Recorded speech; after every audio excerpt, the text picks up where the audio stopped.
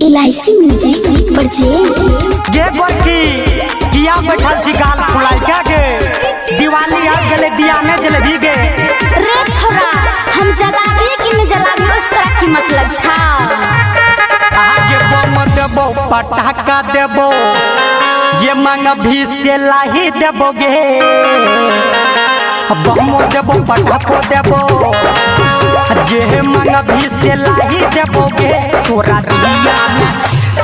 दिया में बाती जलाई देबो गे तोरा लगबे त चॉकलेट खिलाई देबो गे बम न लब पटाखो न लब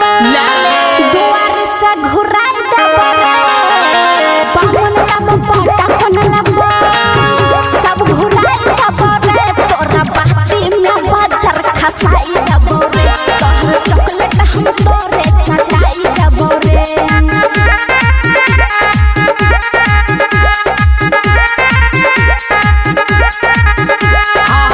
छौरी लाले न गे अपना दिया में बाती हमर लाले न गे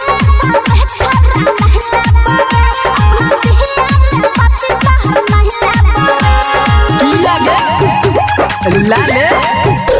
हाँ लाले न गे छौरी लाले न गे अपना दिया में बाती हमर लाले न गे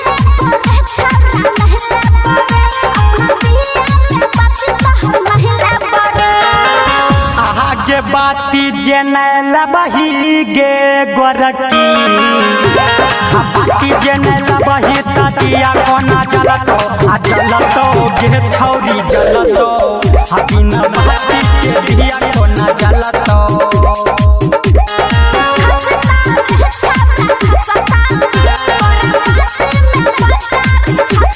ये बात के छोड़े छौरी दिवाली मनाए ले न गे ये बात के छोड़े छौरी दिवाली मनाए ले न गे अपना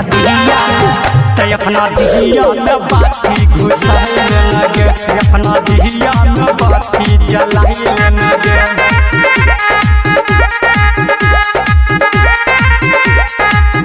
छौरी लागे छी देखे में गोरे गोरे चल दिया चले बन का जोरे जोरे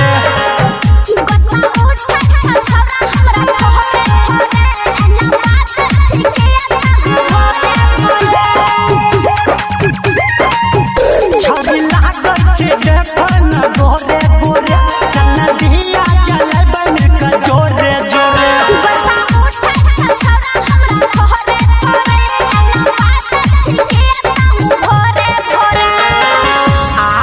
गुडू परदेसी कहोगे गोरकी गुडू परदेसी कहो मायाई फरबोगे छौरी फरबो तोरा दिया में घम छौरी फरबो